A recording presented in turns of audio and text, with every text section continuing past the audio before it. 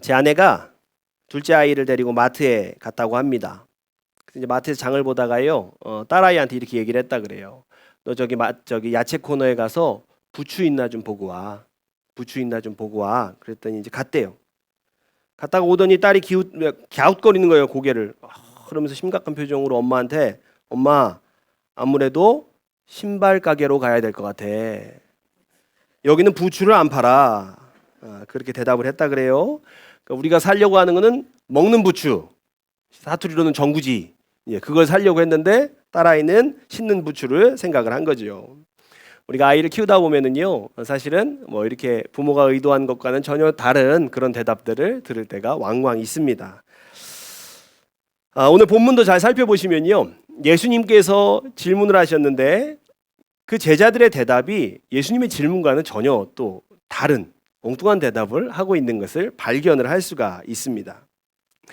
예수님은요, 자신을 둘러싼 많은 무리들을 보시고 제자 빌립에게 이렇게 물어보셨어요. 우리가 어디서 떡을 사서 이 사람들을 먹일 수 있겠느냐? 이렇게 물어보세요. 먼저 성경은요, 이 질문이 다분히 의도가 있는 질문이다라고 아예 기록을 하고 있습니다. 자, 우리 요한복음 6장 6절을 세 번역으로 한번 같이 보겠습니다. 자, 같이 읽겠습니다. 시작. 예수께서는 빌립을 시험해 보시고자 이렇게 말씀하신 것이었다. 예수께서는 자기가 하실 일을 잘 알고 계셨던 것이다. 아멘. 예수님께서 빌립을 시험해 보시려고 이 질문을 던지셨다는 거예요. 이게 이제 의도가 있는 거죠. 그러면서 뭐라고 얘기하냐면 예수님께서는 자기가 하실 일을 잘 알고 계셨다는 거예요. 그게 무슨 얘기입니까? 예수님께서 자기가 하실 일을 잘 알고 계셨다. 이 얘기는 어떤 이야기인가 하면은 예수님께서는요, 수많은 사람들을 먹일 수 있는 능력이 이미 자신에게 있음을 잘 알고 계셨다는 말이죠. 잘 알고 계셨다는 거예요. 그러니까 예수님께서 오늘 이 5천 명의 사람들을 먹이시는 거, 뭐 먹일 수 있느냐 없느냐, 뭐 사실 이런 건 예수님께는 전혀 문제가 되는 상황이 아니었던 거예요. 그 능력이 있으셨으니까요. 그래서 빌립을 향한 질문이 뭐냐면 이 많은 사람들을 먹이는 게 가능하겠느냐? 이게 아니에요. 어떤 내용입니까? 어디로 가야 떡을 얻을 수 있겠느냐? 이 질문인 거예요. 자, 그런데 예수님의 이 질문에 빌립의 대답이 매치가 안 돼요. 빌립이 뭐라고 대답합니까? 예수님은 어디로 가야 떡을 얻을 수 있겠습니까? 라고 물어보는데 빌립은 대뜸 뭐라고 얘기하냐면 불가능합니다. 이렇게 대답을 하는 거죠. 200데나리온만큼 떡이 있어도 불가능합니다. 라고 얘기해요. 그러니까 200데나리온이 되게 큰 금액인 것 같아요. 우리가 지난주에 설교랑 이렇게 따져보면 한 데나리온이 하루 품삯이니까 200데나리온은 1년 연봉쯤 되겠죠. 그러니까 1년 연봉이 있어도 이 사람들 다 못 먹입니다. 불가능합니다. 이렇게 얘기를 하는 거예요. 예수님의 질문은 뭐였어요? 많은 사람들에게 떡을 먹이는 것이 가능하냐, 불가능하냐, 그거 묻는 게 아니었습니다. 그게 묻는 거 아니었어요. 근데 빌립은 불가능합니다 라고 대답을 하는 거예요. 예수님은요, 어디를 가야 떡을 얻을 수 있느냐라고 물으셨죠. 그리고 그것으로 성경은 빌립을 시험하고자 했다는 거예요. 제자들이 떡을 어디서 어떻게 구하려고 하는지를 보시고자 하셨다는 것이죠.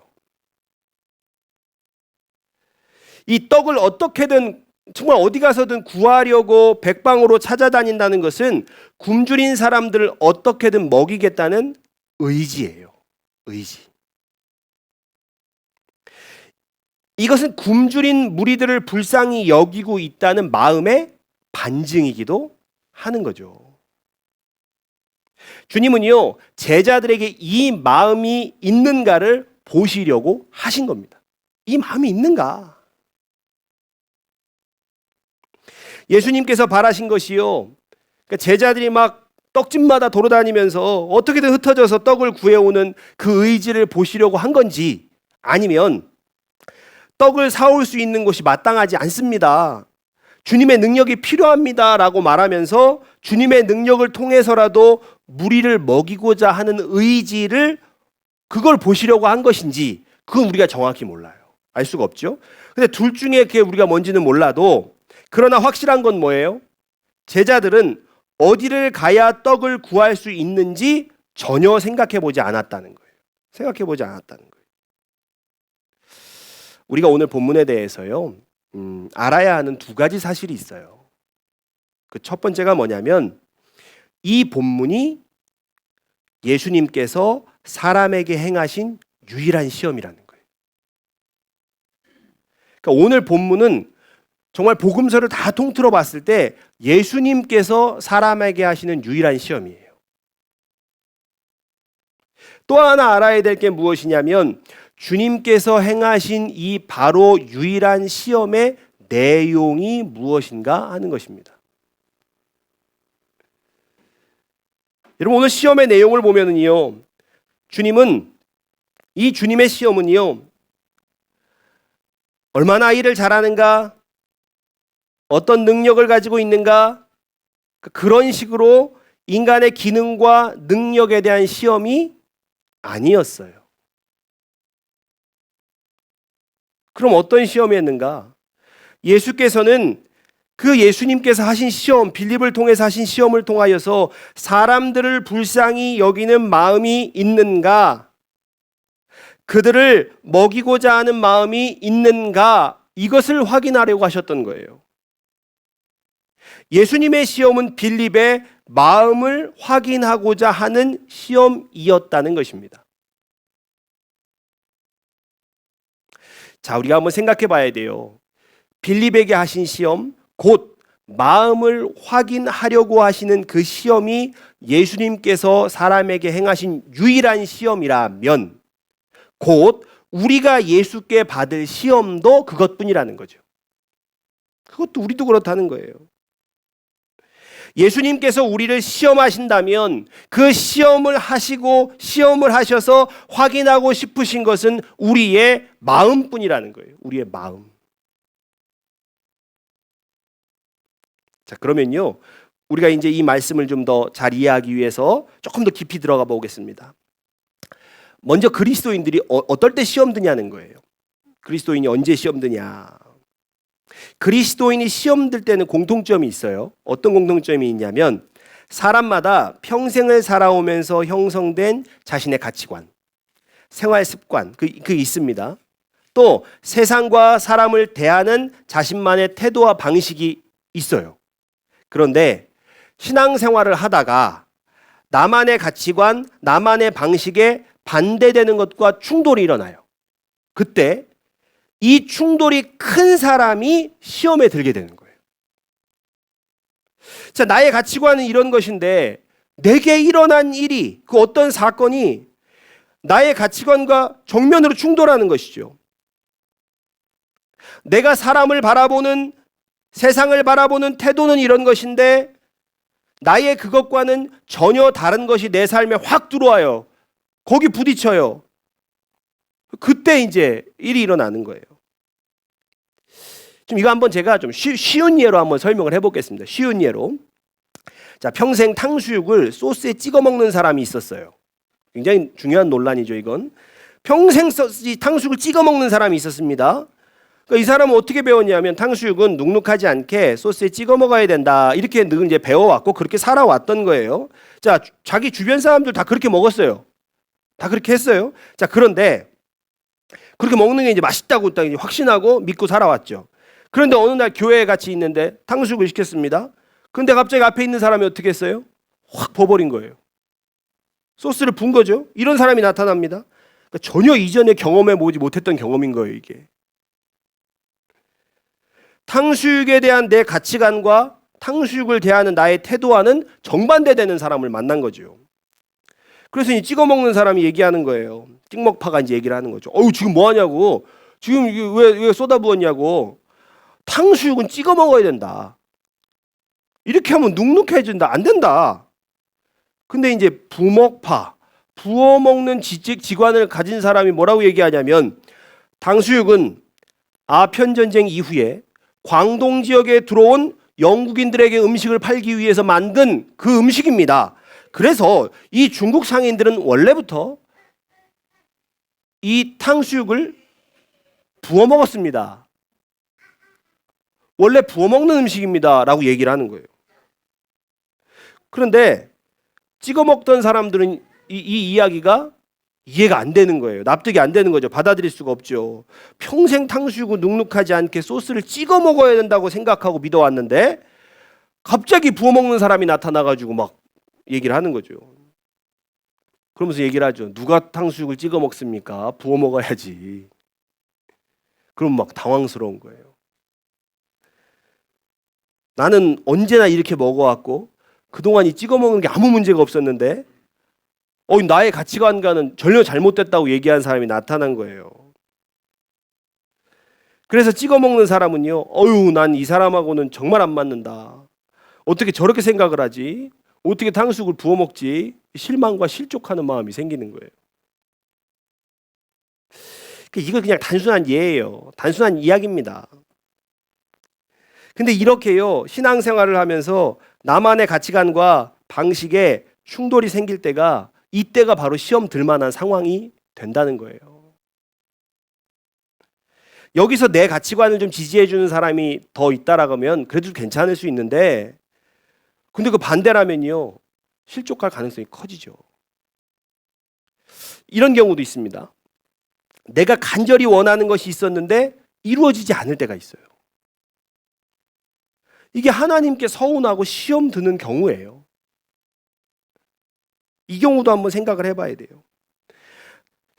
사실은 내가 원하는 것, 내가 바라는 것은요, 곧 나의 가치관이 어떤지를 명확히 보여주는 거죠. 내가 바라는 게 무엇인지를. 예를 들면 이런 겁니다. 나는 사업이 정말 잘 됐으면 좋겠어. 나는 이 세상이 공정한 세상이 되었으면 좋겠어. 나는 평생 아프지 않고 건강하게 살았으면 좋겠어. 나는 내 아이들이 정말 잘 됐으면 좋겠어. 이게 다 뭘까요? 각각의 사람들이 얼마든지 세상을 살면서 바라고 원하는 내용일 수 있는 거죠. 그러니까 사람의 마음에는요, 저마다 바라는 게 있다는 거예요. 그리고 이것은 곧 나의 가치관과 연결이 돼요. 공정과 정의가 삶에서 중요한 가치인 사람은요, 당연히 세상이 정의로워지기를 바랍니다. 그래서 세상이 떠들썩하면 일단은 나도 뭘 해야 되지 않을까? 움직이는 거죠. 그런데 이게 별로 그 개인에게 중요한 가치가 아닌 사람은요, 세상을 공정하게 하기 위해서 내가 움직여서 무엇을 해야 된다라는 생각? 그런 생각을 안 하는 거죠. 자, 건강이 중요한 사람은 어때요? 건강이 중요한 가치인 사람은요, 늘 건강하기를 바라면서 몸에 좋은 것도 찾아 먹고 몸에 좋은 그런 건강에 유익한 행동도 하는 거예요. 근데 그거 그렇게 중요하게 생각하지 않는 사람은 그런 거에 관심이 없는 거죠. 자, 그러므로 우리가 내가 간절히 바라는 것은 곧 나의 가치관과 직접적으로 연결이 된다는 거예요. 내 마음에 품고 있는 것이 나의 가치관이 무엇인지를 보여주는 거죠. 그런데 하나님께 기도했는데 이루어지지가 않았다? 어떤 게 되는 겁니까? 이것은요, 나의 가치관이 타격을 입은 거예요. 내 가치관의 근간이 흔들리게 되었다는 것을 얘기하는 거죠. 자, 정리하면 이것입니다. 사람이 시험에 드는 상황은 신앙생활을 하면서 나의 가치관이 하나님의 뜻과 충돌하거나 혹은 어떤 사건이나 사람과 충돌하게 될 때라는 것이에요. 자, 여기서 우리가 다시 본문을 한번 기억해 보겠습니다. 예수께서 사람에게 행하신 시험의 종류는 오직 하나예요. 그게 뭐냐면 사람의 마음을 보시고자 하는 시험이에요. 자, 그런데 앞에서 살펴본 대로 내가 마음에 품고 있는 것이 나의 가치관을 드러낸다라는 거죠. 자, 그러면 나의 가치관은 평소에 나의 마음이 어느 방향으로 흐르고 있는지를 보여주는 거예요. 곧 가치관은 나의 마음 상태를 보여주는 거죠. 자, 그럼 어떤 얘기입니까? 예수께서 빌립의 마음을 시험하신 것은 곧 빌립의 가치관을 시험하셨다는 거예요. 예수님은 빌립의 가치관을 확인하고 싶으셨던 거예요. 그가 굶주린 영혼들을 어떻게 바라보는지, 수천 명의 무리가 모여드는 상황에서 어떻게 그들을 먹이고자 하는지 빌립이 보이는 행동을 통해서 그의 가치관을 확인하려고 하셨던 거예요. 우리 사랑하는 성도님들, 여러분들은 어떤 가치관을 가지고 계십니까? 예수께서 사람에게 행하시는 시험은 오직 그가 어떤 마음을 가진 자인가, 어떤 가치관을 가진 자인가 하는 것이에요. 주님은 우리의 가치관을요, 분명히 시험하실 것이에요. 나의 마음이 어느 방향으로 흐르고 있는지 분명히 확인하실 것입니다. 오늘 본문에서 예수께서 빌립을 시험하시고자 하심이라 할 때 시험은요, 페이라조라는 단어예요. 페이라조. 이 단어가요, 아주 자세히 조사해 본다라는 뜻이에요. 하나님은 우리에게 많은 사랑과 은혜를 주시는 분이시죠. 그러나 우리를 시험하실 때는 대강대강하지 않으신다는 거예요. 내가 어떤 사람인지, 어떤 가치관을 가진 사람인지 굉장히 자세하게 조사하신다는 거예요. 그런데 이것을요, 너무 무섭게 생각하시지 마시기 바래요. 조사 이러니까 괜히 무서운 것 같은데 무섭게 생각하시지 마세요. 오늘 한번 본문 보세요. 빌립은 어디로 가서 떡을 구하겠느냐라는 예수님의 질문에 떡이 아무리 많아도 불가능합니다. 그렇게 얘기를 하잖아요. 그러니까 빌립은 현실적으로 상황을 파악하는 게 중요한 사람이었어요. 현실적으로 보면 이 5천 명을 어디 가서 어떻게 먹여요? 불가능합니다. 예수님은 여기서 그 빌립의 가치관을 확인하신 거예요. 그러나 예수님께서 이에 대해서요, 옳다, 그르다 판단하지 않으세요. 그거 옳다, 그르다 얘기하시면서 혼내지 않으세요. 대신에 빌립의 눈앞에서 무엇을 행하십니까? 오병이어의 기적을 행하시는 거예요. 현실적이고 이성적인 빌립의 가치관이 확 무너지는 순간이죠. 불가능합니다. 200데나리온이 있어도 불가능합니다. 따져보니 그렇습니다. 그 빌립의 현실적인 그 가치관이 오병이어의 기적을 보니까 확 무너지는 거죠. 되네? 자, 그러면 우리가 이렇게 생각할 수가 있어요. 아, 예수님은 이 현실적이고 이성적인 것보다는 그 반대인 이상과 감정이라는 가치관을 더 중요시 여기실까? 우리가 그렇게 생각할 수 있잖아요. 자, 근데 그게 아니에요. 그렇지 않아요. 자, 요한복음 11장을 보면 나사로 이야기가 나와요. 죽은 나사로 이야기가 나오는데 성경은요, 예수님이 나사로와 그의 누이들인 마리아와 마르다를 정말 사랑하셨다라고 기록을 해요. 자, 그런데 그 나사로가 죽었어요. 마리아와 마르다는요, 예수님께 사람을 보내서요, 당신이 사랑한 나사로가 죽어가고 있으니까 빨리 와달라고 부탁을 해요. 자, 그런데 예수님은요, 꿈쩍도 하지 않으시죠. 안 움직이세요. 이 병은 죽을 병이 아니라고 단호하게 얘기하시고 나사로가 죽은 지 나흘이나 지나서 그 죽은 나사로를 찾아가시는 거예요. 예수님께서는요, 인간의 육신을 입으셨어요. 예수님 안에 감정이 있으셨죠. 예수님의 그 나사로와 마르다와 마리아를 사랑하는 그 감정을 따라 움직이셨다면 나사로가 죽어가고 있어 당장에 쫓아가셨을 거예요. 그런데 예수님 그렇게 하지 않으셨습니다. 마르다와 마리아가요, 분명히 서운했을 수 있어요. 그러나 그렇게 감정적으로 움직이지 않아도 나사로가 살아난다는 것을 마리아와 마르다에게 보여주신 거예요. 그러니까 우리가 이 성경의 내용들을 보면 예수님이 중요하게 여기시는 가치관이 뭐 이거다, 저거다, 어느 한쪽이라고 말할 수가 없는 거예요. 자, 그러면 이제 궁금하죠. 그러면 우리의 가치관을 주님은 왜 시험하시는 걸까? 뭐 이것도 저것도 다 그렇게 안 생각하시는데. 예수님은요, 여기 있는 사람들 어떻게 해도 다 못 먹입니다. 그 현실적인 빌립의 가치관을 확인하시고는 오병이어의 기적을 보이신 거예요. 이것은요, 무엇을 이야기하는 것이냐면 너의 가치관이 전부가 아니다.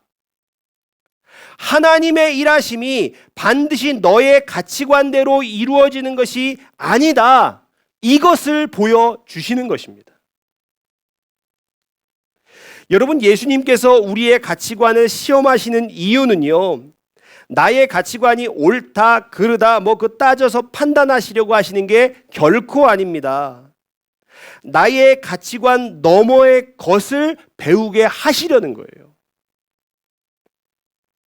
나의 가치관과는 반대되는 세계를 경험을 함으로써 하나님의 일하심이 얼마나 크고 다양한지를 배우게 하시려는 거예요. 제가 작년에도 그렇고 올해도 그렇고 내년 교회 표어를 정하지 않습니다. 다 그런 건 아니어도요, 교회 표어는요, 목회자의 가치관이 굉장히 많이 담겨 있어요. 만약에 제 가치관대로라면 저는 분명히 표어를 세웠을 거예요. 세우고 싶어요. 어떤 가치관을 세웠을까요? 신앙의 열심을 냅시다. 최선을 다합시다. 표어 주제 말씀은 죽도록 충성하라 이런 거 해서 아마 그런 뉘앙스의 표어를 정했을 것 같아요. 제가 곰곰이 생각해 봤거든요.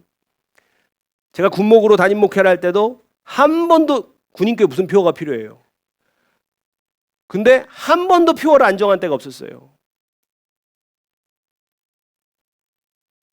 심지어는요, 제가 부교역자를 할 때도요, 제가 맡은 부서는요, 한 해의 목표, 한 해의 표어가 반드시 있었습니다. 그런데요, 하나님께서 제가 생각지 못했던 것을 깨닫게 하셨어요. 주님은 어떤 사람에게는요, 너는 올해 열심히 해라. 너는 올해 열심히 해라. 최선 다해라. 내가 결실을 맺게 해주겠다. 이런 비전을 주세요. 또 어떤 사람에게는요, 너는 좀 오래 쉬어라. 너는 너무 지쳐있다. 쉬면서 마음과 몸을 회복해라. 이런 비전을 주세요. 그런데 교회의 표어에 갇혀버리면 누군가는요, 자신을 향한 하나님의 계획과는 정반대의 방향으로 따라가야 되는 거예요. 하나님의 일하심은 정말 다양합니다. 하나님은 하나의 생각에 묶이지 않으세요. 빌립의 가치관을 넘어서 일하셨고 마리아와 마르다의 생각을 뛰어넘어 일하셨습니다. 하나님의 일하심은, 성령님의 인도하심은 감히 사람의 틀 속에 갇혀질 수 없는 것입니다. 저도 누가 목사님 올해는 우리도 교회 표어 좀 했으면 좋겠어요. 그렇게 얘기하면요, 저도 만들고 싶어요. 달력에 표어 넣으면 빈칸 없이 꽉 차고 좋잖아요.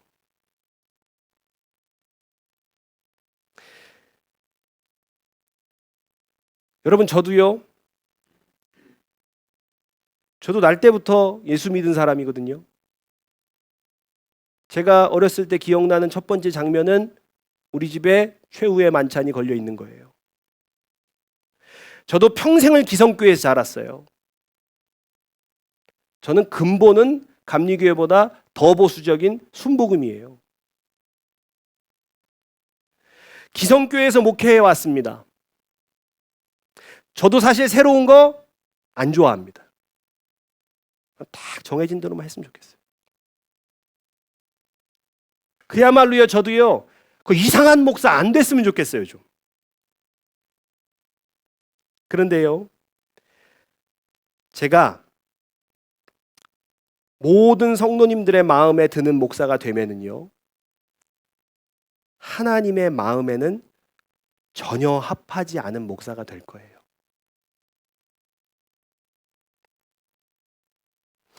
하나님께서 나는 최 목사 너의 가치관을 넘어서 일할 거야. 나는 너의 목표 안에서만 일하지 않을 거야. 그렇게 말씀하시면 저는 순종해야만 해요. 왜냐하면요, 진짜 하나님은 저의 가치관에 갇혀 계실 수 있는 분이 아니시기 때문이에요. 하나님은 결코 우리의 가치관 안에 갇혀질 수 없는 분이시기 때문입니다.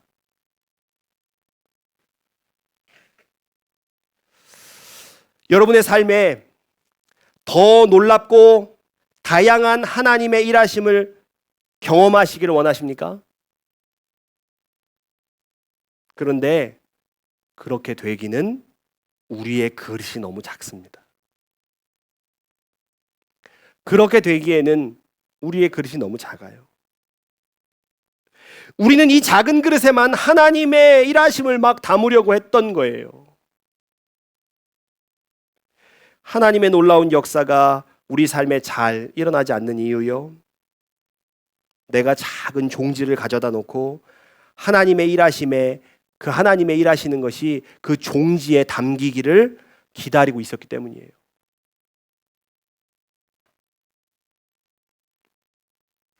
그런데 하나님은 너무나도 큰 분이셔서요, 그렇게 작은 그릇에는 담겨지지가 않습니다.